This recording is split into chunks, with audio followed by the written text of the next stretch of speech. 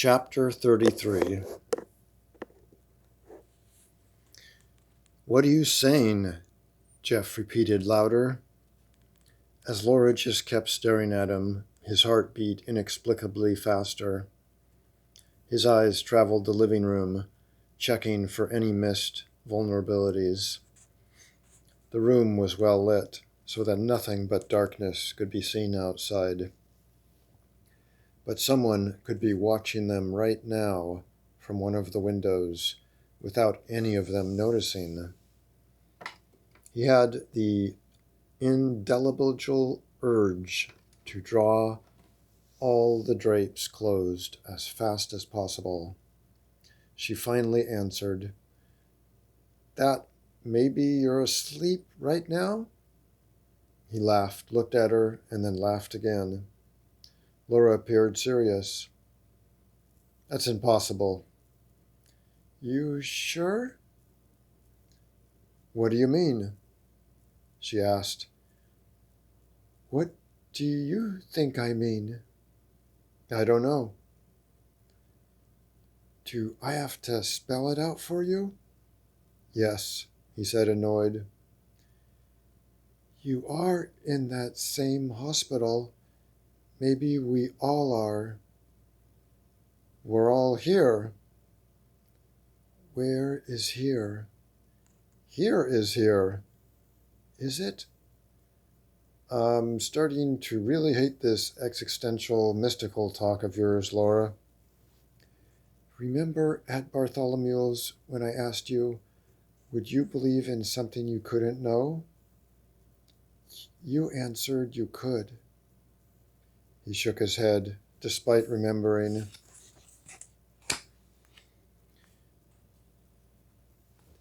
"This world that we know, is it really ours?" No more ridiculous questions. He headed for one of the windows and drew the curtains closed, feeling only slightly comforted. He walked to another window to do the same. "Well, what are you doing?" asked Charlie. He had forgotten this wasn't his house. He should have asked permission first. But he felt so exposed, he had to act fast. "We need to make sure no one's watching us. It's dark outside." "Are you afraid of the dark too?" Tina asked, eyes wide. She looked spooked, yet comforted. "I'm beginning to be," he smiled at her, trying to ease her fears. She had been through a rough few days. Maybe he could speak of his concerns away from the children. But the girls were just as much a part of this as anyone, and had to be present. They could offer help, more memories, and answers. "I'm sorry I didn't believe you before, Tina." "It's okay." She looked down. "It was hard to believe." "Just like what I'm saying is hard," Laura persisted. "No, well, what you're saying is impossible." He pinched himself on the arm. Sharp, hot pain stabbed into his flesh. It lingered there. His fingernails had made fading indentations on his skin. She frowned at him. The area around the pinch turned reddish. "I didn't wake up. What if the girls were the ones dreaming? Maybe the dark took them somewhere and made them dream together. They just dreamed me there because they needed me." But with those words, Jeff couldn't help feeling guilty. He desired to avoid the mistake he made with Tina earlier. He didn't want to be so close-minded that he couldn't accept the truth. This is all too weird," Charlie said, swatting his large arms through the air. "I can't understand." "Welcome to our world," Laura replied evenly. She appeared deep in thought for a few minutes. So why do the girls still have real puncture marks on their arms from the needles that supposedly were just a shared dream? Why do they have marks at all? Jeff asked. Shouldn't there be no marks except in the hospital world? That's where the injections took place. Charlie speculated. Unless both worlds are real. But how could that be? I was asleep in that world while being chased by a bum in this one. Charlie's round face elongated. Unless that was a different time, maybe like time traveling or parallel universes. The same but different times. Laura shook her head. The marks are just undeniable memories, she explained, pushing through the unconscious into this dream. Jeff rushed to the remaining 4 windows in the living room and closed the curtains. As he shut out the darkness, the unknown, he felt a calm wash over him, but it was quickly followed by claustrophobia, because they were confined. They were trapped here for the duration of the night, unless they dared to venture into the dark. He looked at his watch. 11:58 p.m. 6 hours until daybreak. Charlie moved to his daughter. Oh, look, I'm just glad my Tina is back safe. He placed a hand on her shoulder.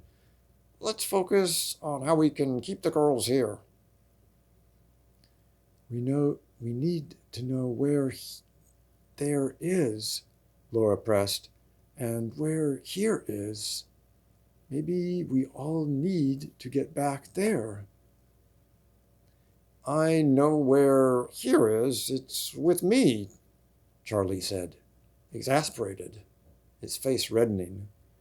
I wasn't at this hospital. Dad, we didn't check all the rooms. I'm sorry, Pumpkin. I didn't mean to yell. It's just I need to know what's happening. We all do, Laura said. What if this neighborhood has a blackout tonight, Charlie? Jeff asked, his words trembling. Do you have a generator? A generator? Who do you think I am? Laura suggested. Why hide from darkness at all? Someone knocked on the front door, startling Jeff. Are you expecting anyone? No, Charlie replied. Unless it's the police. I called them after I hung up with you to let them know Tina had returned. But they didn't say they would come by. Jeff moved to the front door. It had a peephole. He looked through the glass. It was too dark outside to see. Is there a light for the front porch? It's burned out, Charlie replied. I've been meaning to replace it, but I've been so busy with work and all, I haven't had a chance. His breaths and heartbeats swirled faster together. His arms tingled. He didn't want to lose the girls again. Memories of his sweet daughter, Bianca, sizzled against his consciousness. He didn't know what was beyond death, though he grew up in a Christian home, attending church regularly under his mother's demands. He never really had strong faith in God or religion. When he lost his daughter, all his remaining faith vanished. What was beyond life was unknown to him. He imagined simply darkness, emptiness, nothingness. As terrible as that belief was, he couldn't believe in a God that would kill his 7-year-old angel. He couldn't handle anyone in this room dying, so he fumbled with the security chain to engage it to crack the door open with some degree of safety.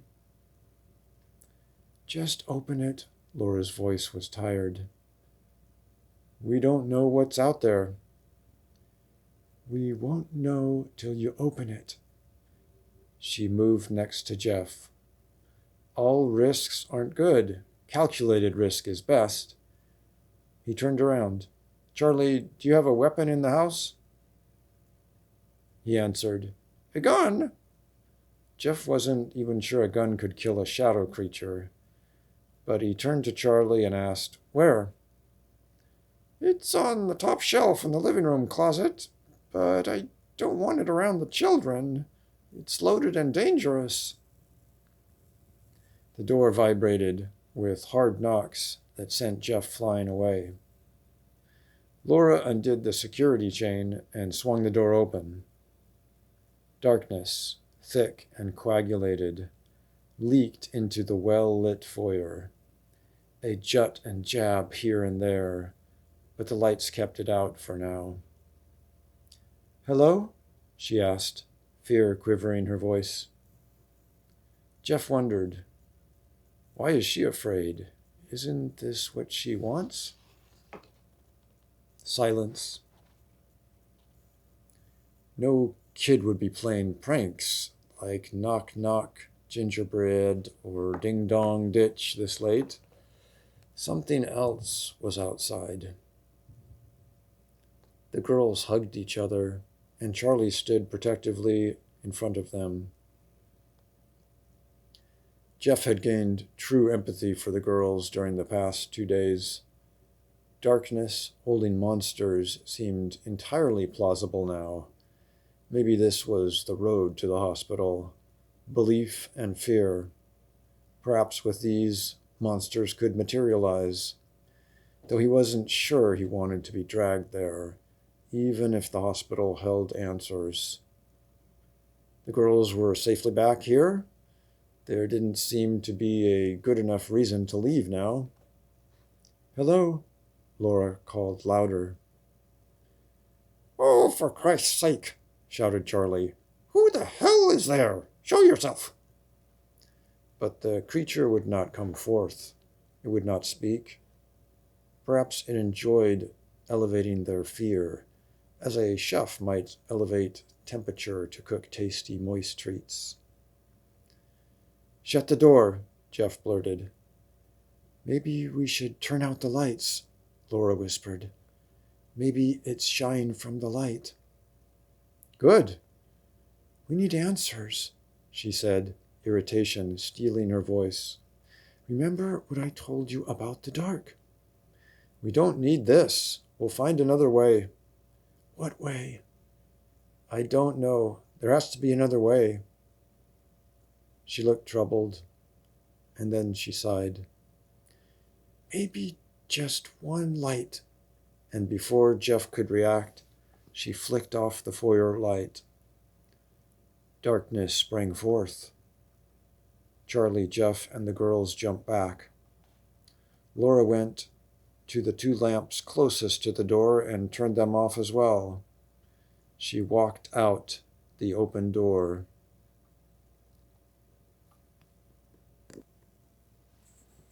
Parts of her could still be seen.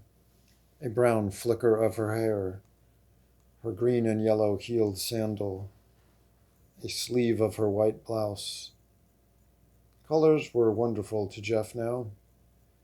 They were evidence of safety. Then she walked backwards through the foyer and into the living room. As he exhaled with relief, Enough! Turn them back on! Shh! Listen! He could hear something, a hissing, creaking, then thumping. Laura bumped into him, and he held her. What is it? He whispered. Did you see it? No. It's the shadow creature, Tina said firmly. There are no such things, trembled Charlie. Don't be so sure, cautioned Jeff. You're a therapist. Aren't you supposed to help Tina feel safer? If this is a dream, like Laura says, anything can happen, right? But we can't get hurt in a dream, Laura whispered. You sure? Tina still has claw marks on her arm. Laura didn't answer. He wanted her to answer. She knew about the dark more than anyone else. He wanted her to assure him everything was going to be all right, like a little boy would want comforting after watching a scary movie. He didn't like feeling so vulnerable, but he could do nothing about it. This was out of his scope of understanding. Something was scuttling just outside the doorway. A black gob. Jeff pulled Laura behind him. He didn't want her to get attacked first, just in case they could be hurt in this world. Besides, he wasn't convinced this world wasn't real. The gob was coming faster. His thoughts turned to the gun in the closet, but there was no time. The scraping of talons or razor claws, closer, creaking of old wood. Were adults supposed to face monsters? Wasn't that only for kids? What if monsters really killed adults and just tormented kids? His heart seemed to be pumping through his ribcage. He was the closest to the doorway. He would be the first to encounter whatever was coming. He would be the first to be thrown into this hospital or just simply shredded into hundreds of tasty morsels. A sudden scampering and scratching of claws. Jeff could feel the intensity of its presence. It shot into the dimly lit foyer, a small clump of furry mess, claws tapping. Jeff was glad for a second it was small, but then became leery as it would also be quick and agile. He stepped backwards, pressing Laura against the wall. Her body heat radiated into him, her arms wrapped protectively around him. Really, this wasn't the worst way to die. Charlie had herded the girls into the bedroom down the hall and stood guard at the door frame. The creature snarled, gurgled, slipping on the smooth tile floor, evidently frustrated, tapping and clawing, groaning and making more noise and then gaining ground. Laura's arms trembled around his chest. Suddenly, Jeff wished he had held Laura in his arms the other night, cuddling closely, kissing her deeply and fiercely, then making love to her. Now, intimate moments between them would never happen. The creature reached the landing and leapt off the tile, silently flying through the air for a few moments, landing onto the white carpeted living room with a grunt, a blur of white fur and legs, traction immediately improving, accelerating straight at Jeff. He held his arms in front of him and cried out, anticipating a leap for the throat, a slash at his stomach, a stab into his chest. Instead, it went straight for his leg, latched onto it, and began gyrating and breathing hard. What is it doing, by God? He didn't want to, but he looked down. Graze, the dog, Laura's furry companion, once again finding Jeff. He sighed with some relief and shook his leg. Graze? Laura questioned behind Jeff. She let go of him and pulled the dog off with difficulty. What are you doing here? How did you find us, sweetie? She held him, petting his head and sides. Graze raised his chin and barked happily. good, Grise. Just one more. He barked once more. Oh. Jeff sank into the couch, exhausted. How did he get out? Didn't you leave him in our backyard? Out of the bedroom, the girls followed Charlie. Yeah, Laura replied. He's jumped the fence before, though, she smiled. He's got a lot of energy. I need to get a higher fence. Her smile broadened. That dog almost scared me to death. Me too, said Ashley, her eyes wide and sparkling with interest. Grise looked at Ashley, lowered his head, and pawed in her direction, whimpering. Laura put him down, and the girls sat next to him, petting him. He wagged his tail vigorously, fancying the girls' attention and sense on him. He seemed to like them as much as they liked him. Animals could be therapeutic, and Grise was doing a much better job than Jeff could to extinguish the girls' anxiety. The dog looked at Jeff and groaned. Stay, Jeff ordered. As Ashley pet and kissed Grise on the head, he licked her face, and she smiled strongly for the second time Jeff had met her. Hers was so brilliant and tender it drove itself into his heart, assuaging, brightening the dark places. She looked at Jeff, eyes scintillating. Grise is wonderful. Yeah, I guess, he muttered, trying not to show any enthusiasm. I'll bet he scared away the shadow creature. Tina agreed, sharing Ashley's spirit. He's brave, Jeff grumbled. I wonder, Laura pondered. They say dogs have a great sense of smell. He must have traveled here from Elmwood, across the park, and onto Jefferson. The little white snot. Jeff looked away and at the doorway. Darkness still lingered there, waiting, threatening. But who knocked on the door? Fear kindled inside him. Laura was silent for a moment. Maybe Grise jumped against it? He remembered the ruckus the dog made at her house. It made sense Grise could have been the cause of the alarm here. Jeff got off the couch, walked to the foyer, turned on the lights, and with some hesitation closed the front door. He locked it. Or maybe the dog did scare something away. He looked at his watch. 12:12 a.m. Still a long ways until sunrise. Maybe we should keep the door open, she suggested. Why? We've had enough for tonight. Let's meet again tomorrow night with a better plan. It'll be good to have some time to think about everything for a day. Maybe gain some objectivity. Charlie placed a bowl of water on the floor for the dog. But Grise was enjoying the girl's attention too much to notice.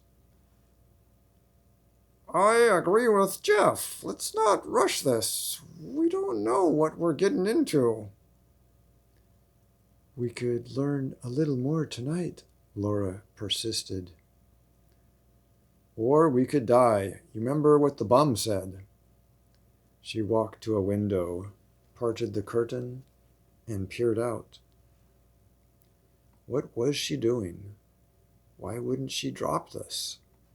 The darkness had done nothing but harm them. Jeff sat on a chair, holding the armrests, as though he were on a roller coaster. Let's make some coffee and just ride out the night, wide awake. Charlie waddled to the kitchen. Good idea. Pots and pans clattered from behind the counter. Still on the floor, Ashley held out her hand and said, Shake? Grise immediately placed his paw into her hand and looked into her eyes, causing laughter to erupt from both girls. "Let me try," Tina said eagerly, sticking out her hand. "Shake." Grazé looked at her and licked her hand. "Oh, he's so loving." Jeff grumbled again. Ashley said, "Stand." Grazé stood on his hind legs, with his paws curled in front of him. "He's so cute," Tina giggled. "I know, I love him," and Ashley hugged him while he stood. "He's a good dog," Laura said absent-mindedly, still staring into the night. She drew open the curtains all the way. "What are you doing?" Jeff cried, standing up from the chair. "I'm feeling claustrophobic. I just need a little openness." "Do you know what will happen if we let the dark in?"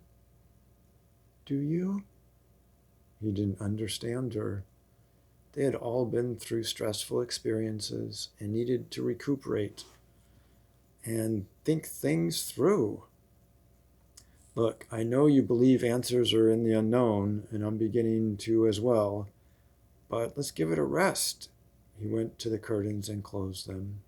She glared at him. Just whose side is Laura on, he wondered. Is she really looking out for our best interests? She walked over to the girls and pet Grazé with them. "How old is he?" Ashley asked, beaming. "I'm not sure," Laura said, lost in thought. She leaned in close to the dog's ears, whispering something.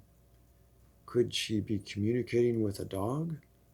Why didn't she know Grazé's age? She was the owner, wasn't she? Dusty paranoia seemed to be settling into Jeff's mind. He didn't like it. Grazé snapped his attention from their loving touches to Jeff, as though having received instructions from Laura. He whined a bit as she massaged his sides. Jeff felt uncomfortably watched. He was becoming suspicious, unnerved by a dog. Why? And why was he beginning to distrust Laura? It was this darkness. It was freaking him out. His world used to follow logic, cause and effect, orderliness. Now things were breaking down, and he was spooked, to say the least. Laura could be trusted. She was beautiful, kind, and honest. She had done nothing to hurt anyone before. Why would she start now? Grazé whined again, his ears rising and funneling in Jeff's direction. When she stopped massaging him, he leapt through the girl's arms straight at Jeff. He moved behind the chair before the dog could reach him, feeling embarrassed at the tenacity of the dog's lust for him. "Enough, Grazé!" But the dog's eyes would not waver. "Laura, call off your animal." "He likes you," Ashley informed. "Like heck he does. He wants..." "Yes?" Laura teased. The dog faked left, then right, then went left. It was smart. "He needs to be fixed," Jeff said, hopping to the right to keep the chair between him and the animal. "He's fine the way he is. It's natural." "It's not natural. I'm not a dog." He ran past the chair to the couch to get a larger obstacle between him and Grazé. For such a small dog, it was amazing how fast Grazé leapt onto the couch, then to the top of the backrest, and into Jeff's stomach as he backed out trying to escape. Jeff stumbled, and Grazé latched onto his left leg and began primal, instinctual thrusts. Without any conviction, Laura said, "Oh, Grazé, leave him alone." She headed for the front door, and to his astonishment opened it all the way and turned off the foyer light and 3 of the living room lights closest to the entrance. With the dog still affixed to Jeff's leg, he moved as quickly as he could toward the open door without harming Grazé. Charlie turned from the steaming pot of water on the stove and said, Not again. We need to face this tonight. Laura put her hand on Jeff's shoulder to stop him, sending pleasant tingles through him. He questioned, "Why?" She sighed, then tilted her head. "It feels right, like the right time." She leaned down and plucked Grazé off Jeff's leg, bringing the dog to her chest, petting him.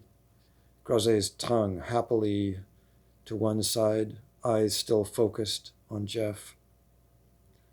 The darkness had already clustered around the doorway, seeming to move like a thick black fog.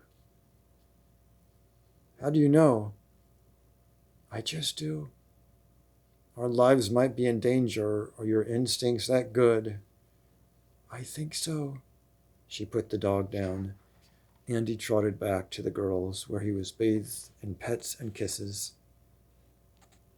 "Mine tells me that we should wait." Laura said, "Look, I can't explain it. You have to trust me."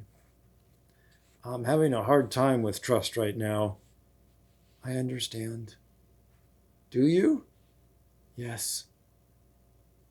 "I can't lose anyone else."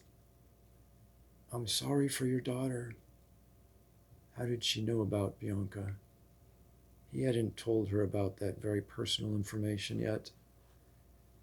"I don't want to be responsible for losing these girls." "Then trust me." He sighed. This was hard. They needed answers. They had to be safe, too. But what if their safety depended on answers tonight? Charlie had abandoned 3 steaming coffee mugs on the kitchen counter to sit on the floor with the girls and Grazé. "But the shadow creatures are real," worried Tina. Laura said, "I think sometimes the biggest monsters are inside of us." "I don't understand." "I can't explain it all now, sweetie." "What do you know that you're not telling?" demanded Charlie. Instead of answering, she turned to the front door. Jeff looked outside. Something was forming out of the night, a large form. A hand reached inside and knocked on the open door. "Well, well, well." The figure stepped into the foyer and then partially into the living room light. It was the vagrant. Jeff was almost positive, because he recognized that stringy brown hair and tan overcoat. The bum stepped closer, making his identity indisputable. "What have you been telling them, Laura?" "You know him?" Jeff asked, befuddled. She looked disappointed. She didn't answer. "Lies, no doubt," the bum said gracefully, stepping into the living room. He fell into a large chair, propping his legs onto the ottoman. Ashley whispered to Tina, "It's the guy from my hospital room." Grazé growled. Still looking at Laura, the bum waved his index finger and scolded, "You been a naughty girl." "Stay away." Anger scratched her voice. She passed him and went to the edge of the foyer, staring into the night as though expecting something else to emerge. "I wonder what's gonna happen to you." "How come you didn't tell me you knew him?" asked Jeff. She answered, "I don't really." "Really?"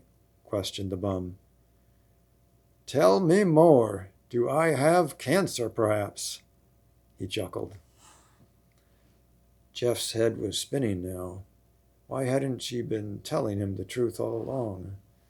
They had been running from this vagrant, and she hadn't mentioned anything about him.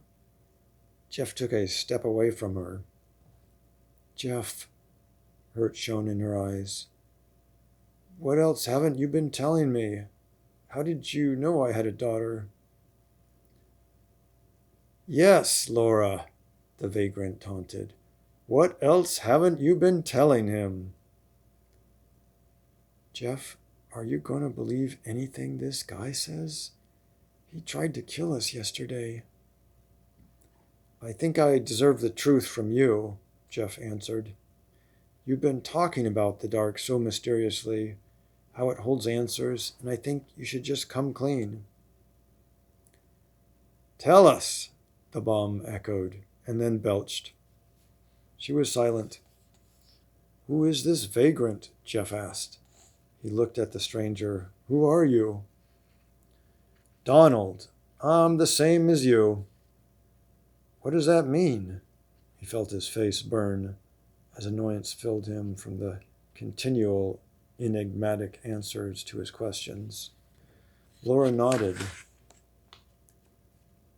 Why are you nodding? What does that nod mean? We're trapped in a world that's not our own. Donald looked at Laura. According to her, anyways. He chortled. It's a dream world that hides the truth. We've been here for the last 3 weeks. What truth? What's that black stuff you threw at us? Donald pulled out a gob of it from his overcoat. This?